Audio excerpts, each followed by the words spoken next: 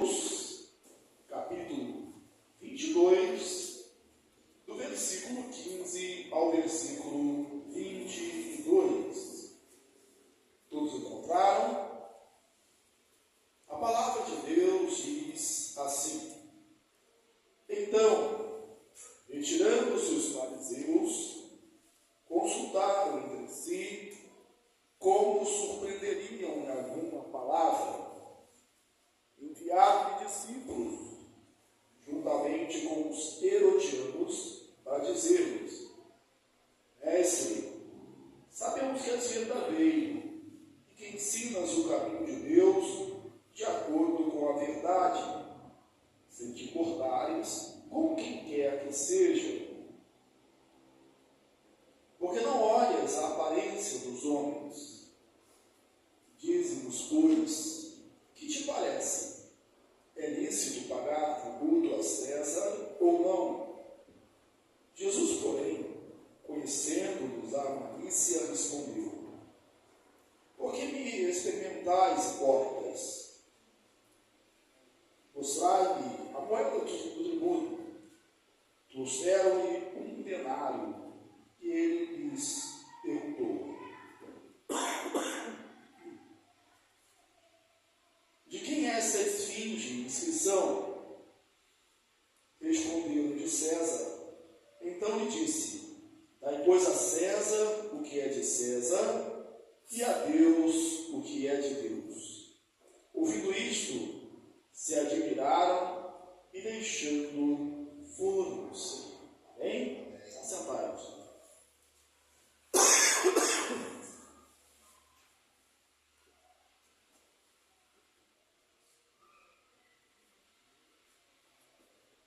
Desde o capítulo 16, nós vemos Jesus caminhando para Jerusalém.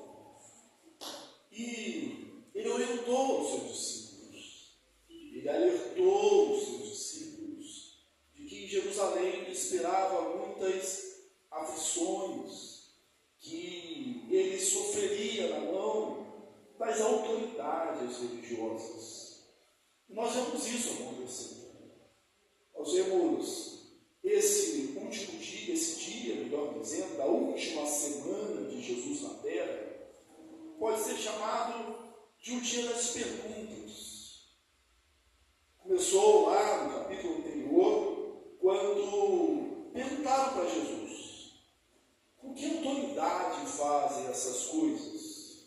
E Jesus respondeu uma contra-pergunta: se vocês me disserem, responderem também uma pergunta, eu vou responder para vocês com que autoridade faço isso. E ele disse: de quem era o batismo de João?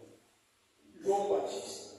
Era dos céus, era de Deus, era da terra? E eles não puderam responder. Daí Jesus conta 3 parábolas. Jesus mostra para eles que eles eram o filho desobediente. Ele conta a parábola de 2 filhos e fica evidente que aquelas autoridades religiosas eram filhos desobedientes. Ele conta uma parábola dos trabalhadores, os maus trabalhadores, e fica evidente ali naquela parábola que os trabalhadores maus, assassinos, eram as autoridades religiosas. E Jesus vai mostrando para eles essa verdade. Eles ficam admirados, eles ficam perplexos com Jesus. Muitas dessas situações. Mas ficar admirado, ficar perplexo, admirar Jesus, não significa que eles creem em Jesus. Admirar Jesus não é a mesma coisa que crer. Eles saíram dali e ficaram maquinando, pensando em como pegariam Jesus em palavras. Eles consultaram entre si de como prenderiam.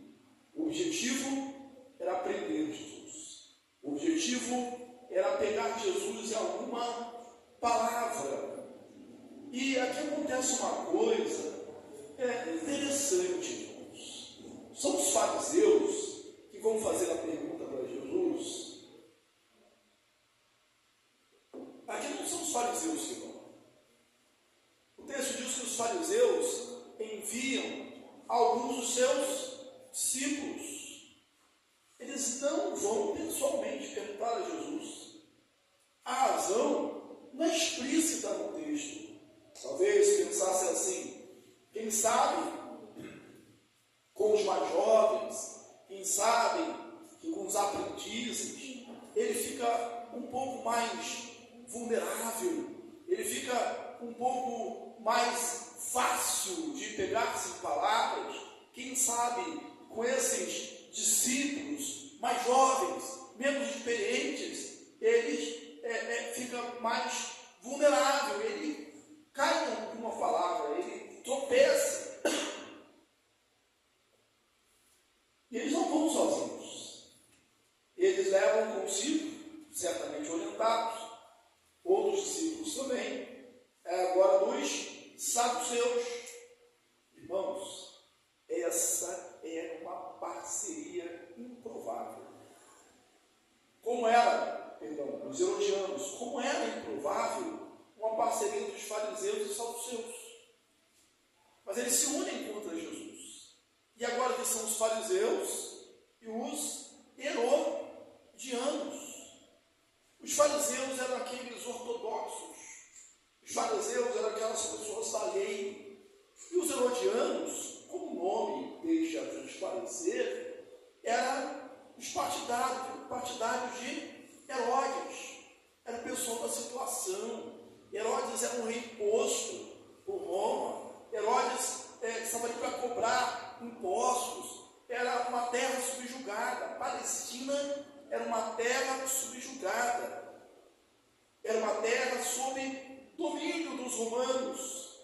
Eles chegam até Jesus. Eles usam uma artimanha. Hoje pela manhã, nós, na escola dominical, nós citamos o livro O Peregrino, de John Bunyan, que tem vários estereótipos. Tem o cristão, que é o personagem principal, e aparece na caminhada alguns personagens, alguns estereótipos, situações embaraçosas para nos desviar do caminho. E um deles tem exatamente esse nome, o bajulador. O bajulador. Eles chegam aqui com bajulação, com elogios falsos.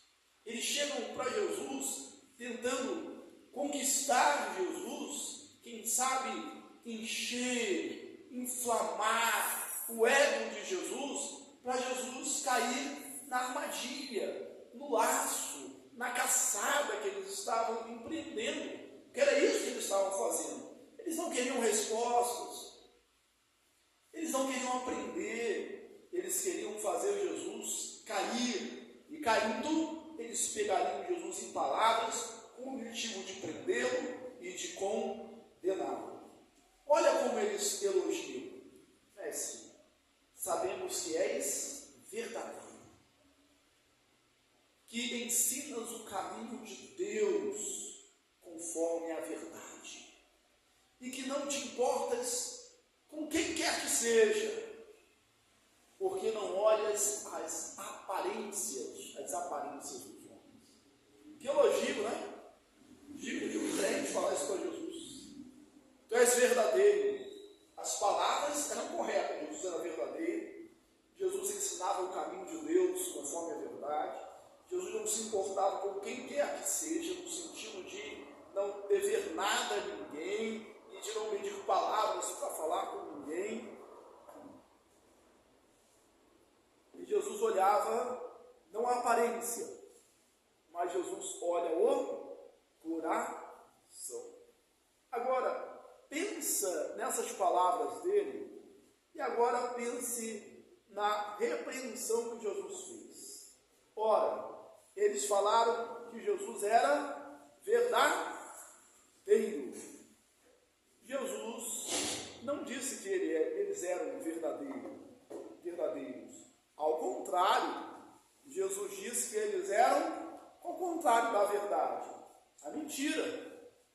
Jesus chamou-os de hipócritas, falsos, mentirosos. Jesus conhecia-lhes o coração, e eles mesmos tinham dito isso, mas não acreditavam, né? Que ele não julgava segundo a aparência, mas julgava segundo o coração. Jesus conhecia o coração. Jesus perscrutava a alma. Na verdade, Jesus é Deus. E Deus é onisciente. Jesus sabia todas as coisas. Ele sabe de todas as coisas. E qual foi a pergunta? Mestre, qual a sua opinião?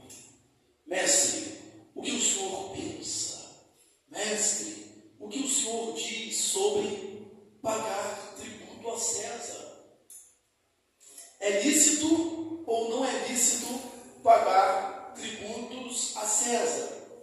Veja bem, eles estão ali, os fariseus certamente responderiam: não é certo pagar tributo a César. Glória só a Deus, nós somos uma teocracia, essa honra é só de Deus, os que estão aqui são usurpadores. Os herodianos, que eram o partido de Herodes, que viviam desses impostos, que tinham regalias por causa desses impostos, certamente responderiam: sim, é lícito pagar tributo a César. E Jesus está diante daqueles dois grupos, diante daqueles dois partidos.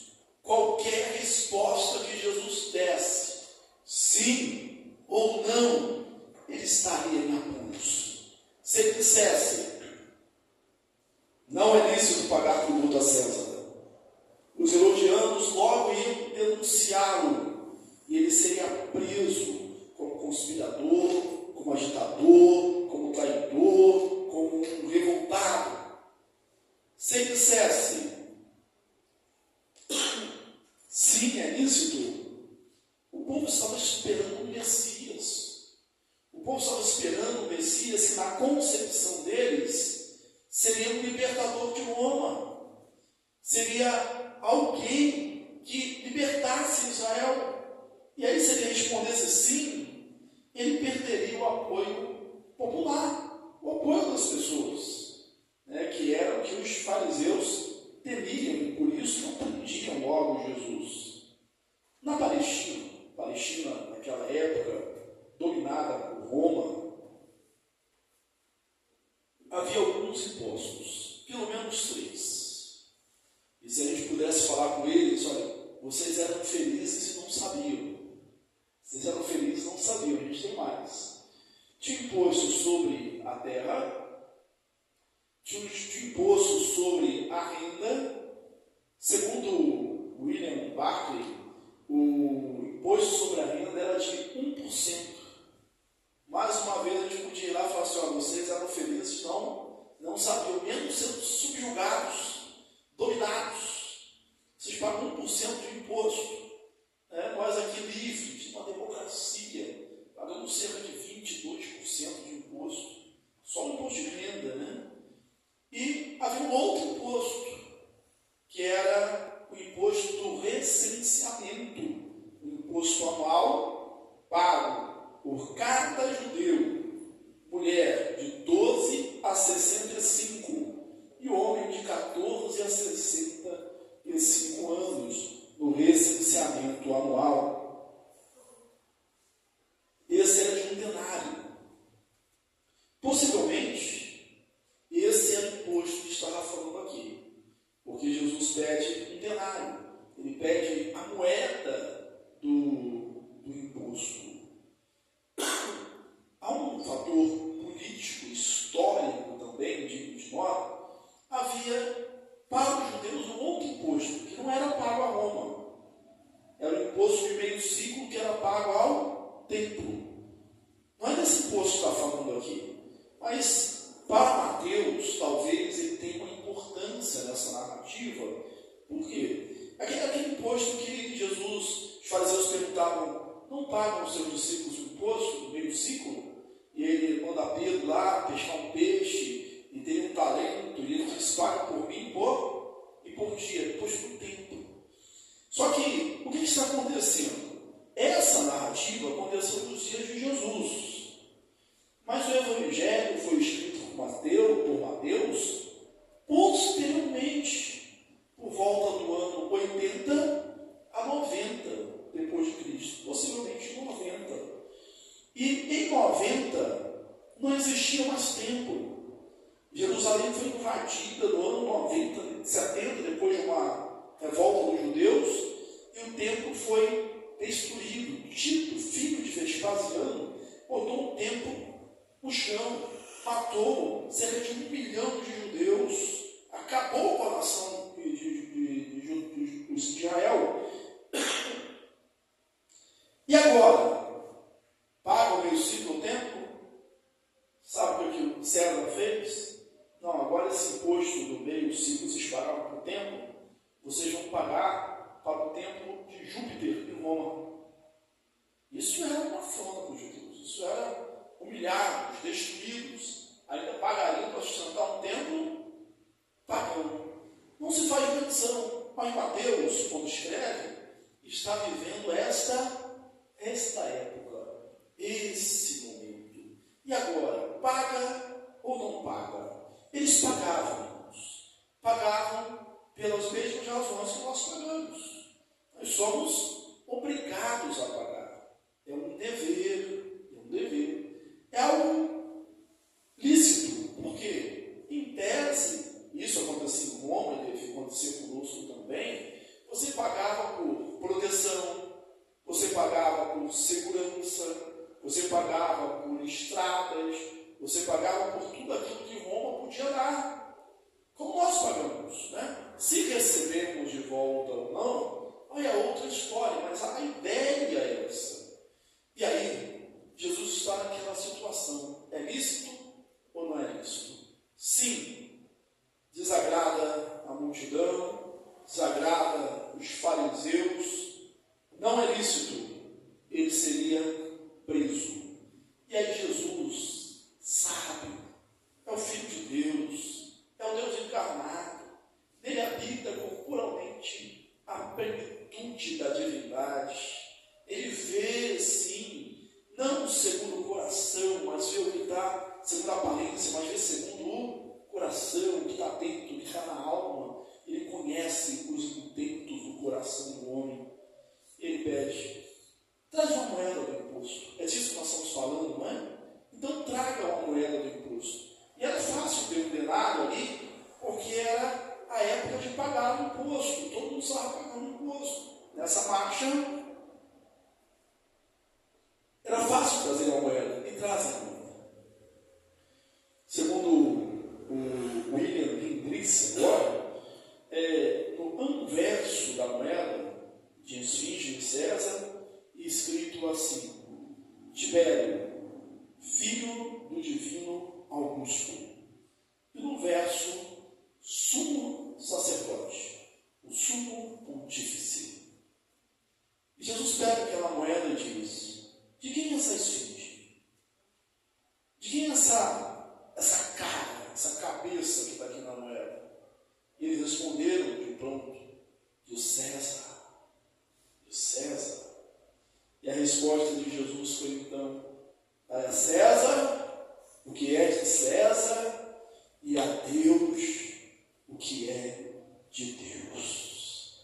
Jesus não fugiu da pergunta. Jesus respondeu de maneira magistral.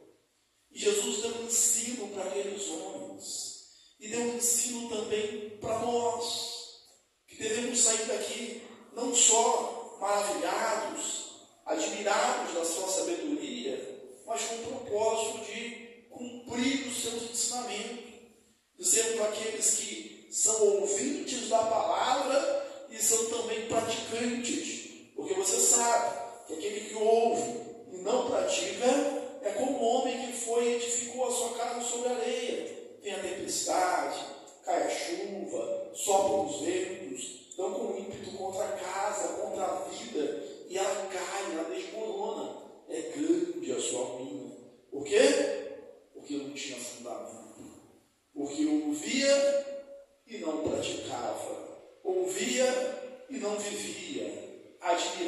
posse da sabedoria, mas não se submetia ao Senhor Jesus.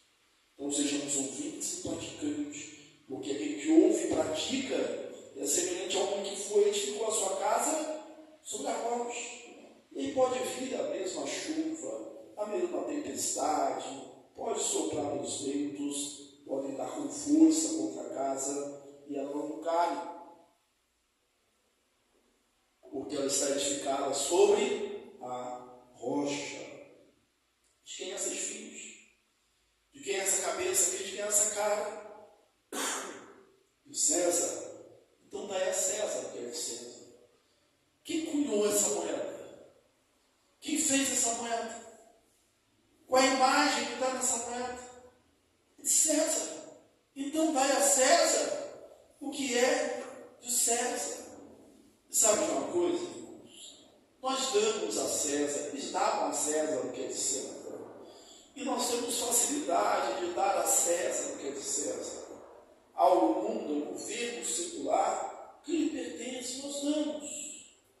A nossa maior dificuldade não está nisso. Jesus aqui ensina não uma regra, não uma norma, como frequentemente ele fazia. Não ensinava normas, não ensinava regras, mas ensinava princípios. Sabe qual é o princípio que ele ensina aqui? É que nós somos cidadãos de dois reinos. Nós somos cidadãos do reino da terra, mas somos também cidadãos do reino dos céus. A Bíblia inteira fala de momentos onde Jesus ensina que as autoridades constituídas são colocadas por Deus. E não há necessidade de ter um conflito entre essas leis. O apóstolo Pedro, 1 Pedro 2,17, ele diz assim: temei a Deus, honrai-o.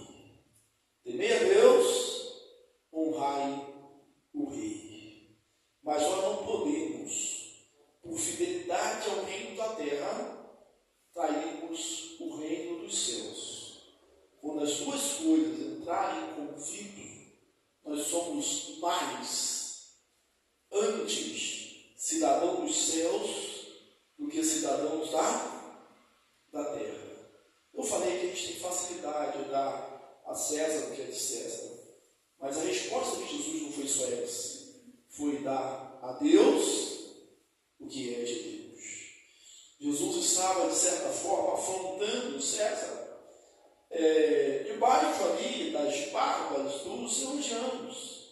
César, a moeda é sua, mas os homens não são seus, as vidas não são suas, a glória não deve ser sua.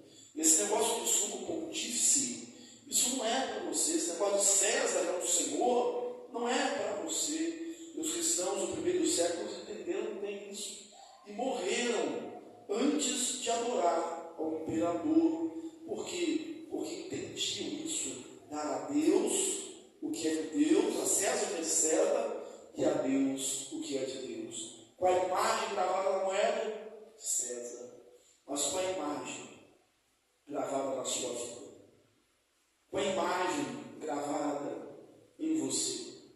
Lembra da criação? Deus criou o homem, a sua imagem e semelhança.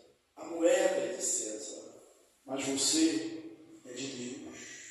Então dá a Deus o que é de Deus, a sua vida inteira, a sua vida integral, todo ser, toda a sua vida pertence a Deus.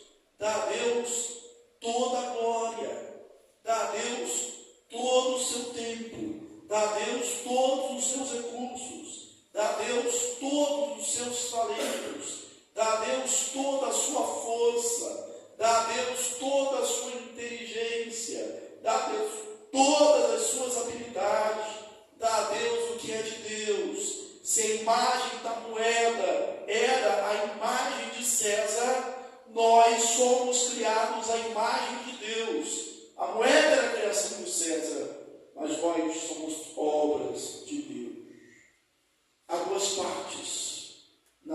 resposta de Jesus. Talvez você cumpra muito bem uma. É aquela história de que fulano é bom cidadão, fulano é cumpridor dos seus deveres, fulano é cumpridor das leis, ele faz tudo certo, é uma pessoa boa, e conforme os parâmetros humanos, nós precisamos concordar, sim, essa pessoa é uma pessoa boa. Mas é outra pergunta. Você está dando a Deus que é de Deus? Você já entregou a sua vida ao Senhor? Você já chegou e entregou todo o seu ser a Ele? Você entregou a sua vida na mão dEle? Você é para a glória de Deus? Porque você foi criado à imagem de Deus. Os fariseus, ou os seus discípulos, bem como os herodianos, vieram com uma armadilha para Jesus. Vieram como caçadores para prender Jesus. Mas eles não sabiam, não previam, diante de um plano na cabeça deles, tão perfeito, de uma resposta, de uma pergunta impossível de se responder e sair livre. Mas eles não sabiam que eles iam cair na sua própria armadilha. Sai dali, ouvindo de Jesus.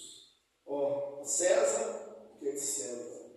A Deus, o que é de Deus. Eles saíram, como dissemos logo no início, e concluímos assim também. Eles saíram admirados. Eles saíram dali cheios de admiração, deixando foros, mas não creram, não se submeteram, não entregaram a vida a Deus, não se tornaram discípulos daquele mestre que sabe, que conhece os corações dos homens, que responde às questões mais difíceis, às perguntas irrespondíveis. Tem muita gente hoje assim, que admira Jesus, mas entre admirar e crer existe uma distância muito grande. Que você não só admire a sabedoria de Jesus, mas que você creia em Jesus. E saia daqui respondendo essa pergunta. Você dá a César o que é de César? É a parte mais fácil.